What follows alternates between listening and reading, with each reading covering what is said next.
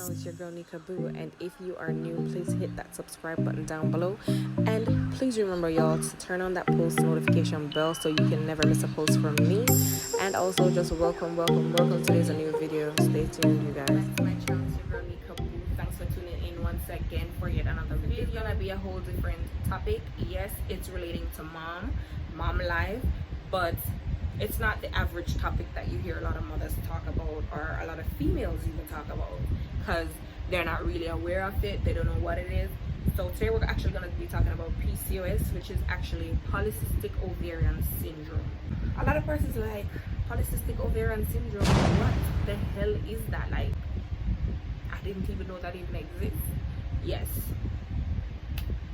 polycystic ovarian syndrome is caused by female body not producing enough hormones, female hormones, let me say that, because your body produces a lot more male hormones. So with that being said, it's not producing enough healthy eggs, if you're following what I'm saying. So it's not like, oh, it is caused by, oh, your blood clotting up, or no. Doctors around the world are not 100% sure what really causes it, but they have symptoms that lead up to saying, oh, this is what it is. It is caused by even you having a lot of abdominal pain, menstrual cycles all over the place. Like you can go 3-4 months, up to even 6 months or more without having a cycle. And many females already know that not having a regular cycle, your body's not producing enough healthy eggs in order to be like fertile. So every cycle, you know, you need to pass all those bad eggs out. Your body's not doing that. It's not producing it, it's not releasing it, it's not. So the cycle is just all over the place. That's basically what polycystic ovarian syndrome is. It's actually your body just producing a lot more male hormones than female hormones, and it messes up the whole process of you producing healthy eggs, basically. And also, some females do develop cysts in their ovaries due to this condition. So not because you have cysts in your ovaries doesn't mean that you have polycystic ovarian syndrome, but usually it is the cause of it as well. You do have that as a side effect, which is annoying. Let me just say that. It's annoying, it's painful, it's just the worst thing you can think about sometimes. So 26% of women in the world, listen to what I'm saying, 26% of women in the world are diagnosed with PCOS, polycystic ovarian syndrome. It's just what is recorded, because as I said before, a lot of persons do have this situation going on in their life, but they don't even know of it. Their doctors aren't aware of it. You know, you just say, oh, I missed my period this month, or oh, I just have an irregular cycle, and that's just it. You know, you don't think anything like too serious about it, but it is actually a thing. Because when it becomes time for you to actually to say to yourself that, okay, then I find someone that I want to give a child, or I want to have a child, let's just say that, there's when the problem becomes like this hell of a big thing, because you're not going to be able to do so, and it's going to take a lot of time for you to regularize your cycle, for you to make your body produce healthy eggs again. It's going to take a lot. It's going to take time, patience, and a lot of effort, let's just say that. Also with PCOS, have a high rate of miscarriage. So even if you do find yourself getting pregnant with it, it's like don't quote me on this, but it's in my view, it's in my opinion, that it's like a 45 to almost 50% chance that you're gonna miscarriage, because as I said, your body's not producing enough female hormones, and when you don't produce enough female hormones, as a woman, your body's not gonna function as it needs to, especially when it has to deal with bringing forth a child. It's no joke. It's not a simple situation. It's not a simple thing a female goes through, and a lot of these even celebrities that you see out there goes through it, because there's one person that people always tell me that I look like, and I don't see that. It's actually Nika Palmer. She actually has PCOS as well. And another thing about PCOS that it does, apart from having abdominal pain, apart from that, you also have acne. And Nika Palmer also talked about it. She discussed having PCOS and the struggles of PCOS, breaking out the face, skin being Like, you know, people in general have different symptoms when it comes to this disorder. It has so many things to it. That is why it's so hard for doctors to really determine that you have PCOS, because there's so many things that contributes to it, and everybody's body does not react the same way, but you do have the same thing. If you follow what I'm saying. I might be sounding like I'm jumbling up, because I want to get the information across as much as I can and as more powerful as I can, because it's not, as I keep saying, it's not a situation that is, oh, I have a migraine and I'm gonna take a pill for it. No, it is a situation that you do have to take pills for it. You do have to try to get your body regularized. If as I said, you are prone to miscarriages when you have PCOS, especially in the early parts of your pregnancy. So some persons have to actually be on medication just to, as I keep saying, regularize your body, bringing it back to just being what you were born to be, a woman. I think I gave more of the rundown of PCOS in general and what my views are. As I said before, it's my opinion, it's what I think of it. It's not literally something. If you want to really like find out more about what PCOS is, you will have to do your research on it. And if you're having any symptoms of what I'm describing, you can go to your doctor and check it out. Don't sit on it and wait. Check it out. I found out that I had PCOS when I was around, let's say, 17. So I'm 25 now, going 26 this year. So I was always having abdominal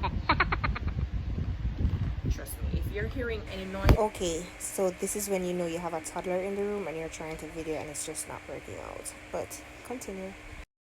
If you're actually hearing any noise, I have my fan on, I have my toddler in the room.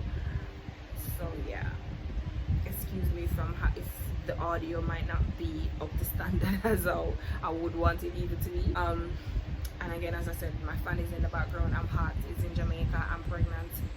If you do not know, you can check out my previous videos on how that part is going. Let's just say that I met this guy before previously, and I felt like I really wanted to, you know, give him a child or whatever. Yes, I'm 17 when I found out that I had PCOS, but I didn't want to give him a child initially.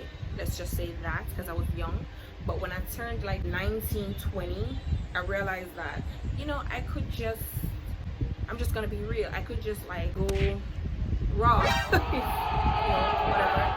I could go raw and not think about getting pregnant.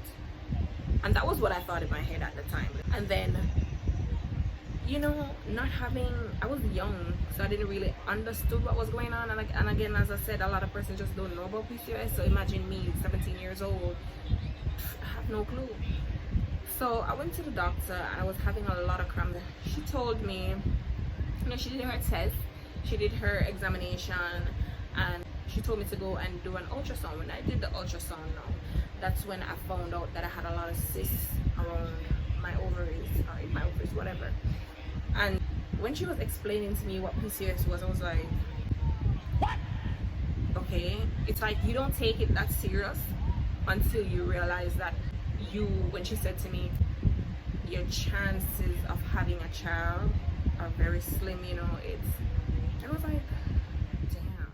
I would miss my period. I would be like, okay, I'm pregnant. And I was happy, and I was like, you know what, I'm gonna take this test, and this test is gonna be positive because I'm missing my period. But for some reason, I know I have PCOS, so I know the issue was there.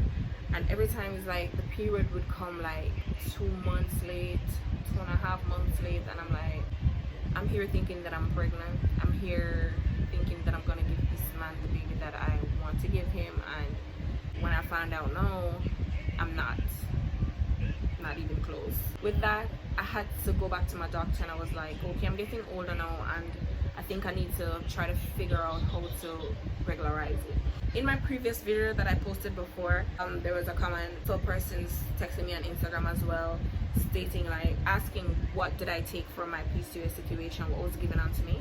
To be honest, I don't remember the exact name, but let me just say, they gave me birth control. And I was like, I have a disorder that prevents me from having kids. It's making my chances so slim from having kids. And you're telling me the only way to cure this is actually giving me birth control? I don't see how that makes sense. I don't see how it's, at the time, that's how I felt. It was so weird to me. PCOS in everyone or every woman with it is very different. So while I can be prescribed birth control, another female might not. So what I would say, the advice right now is to search, get in tune with your doctor, get aligned with your doctor, understand what your body is doing, how your body is reacting to certain things, because my body reacted to the control, I guess, pretty well, because I took the birth control for about a year until I was like, as I said, when you don't know something, you don't understand it, it's like you refuse to even give it the, how would I put it, give it the time of day, basically. Because how is it that I am having something that prevents me from having kids, and you're giving me something that normal female takes so that they don't have kids? You know, if you're feeling what I'm saying. But for going on birth control for over a year, I went back to do my ultrasound. The cyst, somehow, whatever it is in the birth control, it helps to get rid of the cyst. And getting rid of the cyst in general is the goal. And when I went back to do my ultrasound, I found out that there is still cyst even over a year, but the amount of cyst that was there before, the numbers has gone down, and I was really happy to hear that. However, long story short, I didn't, however, get to have kids with the person that I said that I wanted to have kids with. But the journey is one that is important. The importance of being aligned with your doctor and understanding your body, it is so important. Just listen carefully. Not because I am here and I said that I took birth control for my PCOS situation, or I was given birth control, does not mean that people out there who's having this situation or being diagnosed with PCOS, do not go out there and buy birth control. That's not how it works. You have to be on a certain dose, you have to be on it on a certain time and a certain length of time. So don't go out there and think that, oh, I'm just gonna buy a regular birth control. No, that's not how it works. Because you need to know, do you have even cysts in your body? Is that the problem? Is that what's causing your menstrual cycles to be off? Is that what's causing you to not produce any healthy eggs? You have to figure that out. Do not run and go and buy birth control just because I said that I took it for my situation. My situation is not your situation. Always remember that. Just a disclaimer, let y'all know. So as I'm saying, for the PCOS situation, you do have PCOS groups, because when I found out that I had PCOS, I used my phone and I went on Facebook. I mean, there's so many places that you can go on right now, but I used Facebook at the time to understand a little bit better about my situation and about other female situation. You know, they have groups that you can join and you can leave your comments, and you know, you're in your own little community with them. You know, you share and you discuss how you're feeling, what kind of medications you're on, and success stories. And check it out. They have a lot of groups that you can join, and the moms in there are so amazing. I'm telling you. Even though I have a different journey from a lot of them right now, because as I said, it was hard for me to get pregnant. It was hard for me to even think. There are times when I felt like I would never get to have a child. I'm saying a lot, but I still feel like I'm not explaining or not expressing half of what I went through. There was ups and there was downs, there was tears, there was just like so many depressing moments when I felt I would never ever have a child. And that's my dream, you know, that was my dream, to just be a mom. And to hear someone tell me that you might not be able to do so, and then also going through life trying and it's not happening, it's like you're just being defeated over and over and over again.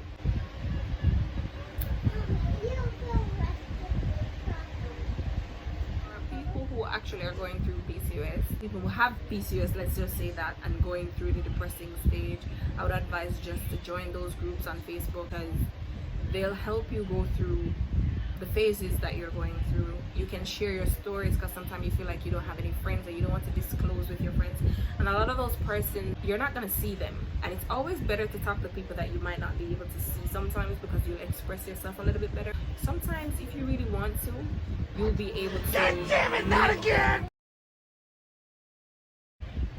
Yes, as I was saying, I had to literally go deal with my toddler, as I said before in the background. You'll be able to meet them, you will be able to interact with them, you know, exchange your number, exchange location, and you'll build friendship.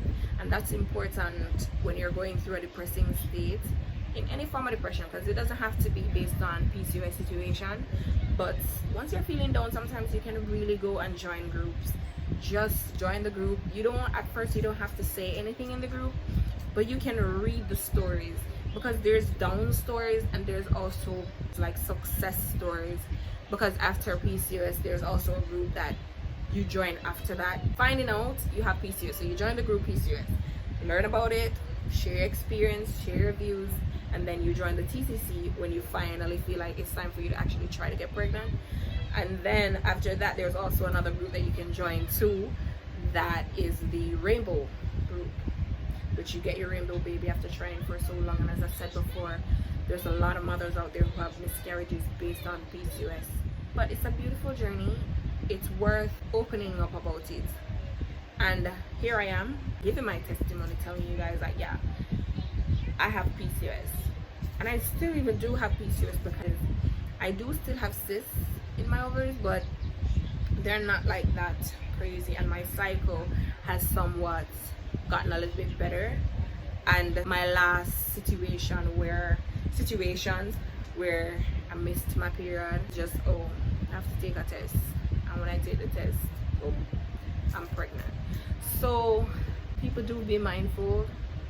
Please do be mindful of persons out there who you see reaching a certain age and they're not, like, they don't have a child. It's not because they don't want to. Sometimes it's because it's very difficult, it's very challenging. And PCOS is not the only thing that causes infertility. So as I said before, just do a regular checkup on yourself, you know, always be in tune with your body and just be aware of things. Alright, so as I said before, thanks for watching, thanks for keeping up, thanks for even making it this far into the video. I appreciate it. No matter what you're going through, there's always somebody that's going through worse than you. Always remember that. So keep safe, keep healthy, keep happy. Thanks again for tuning in, you guys. See you in my next video.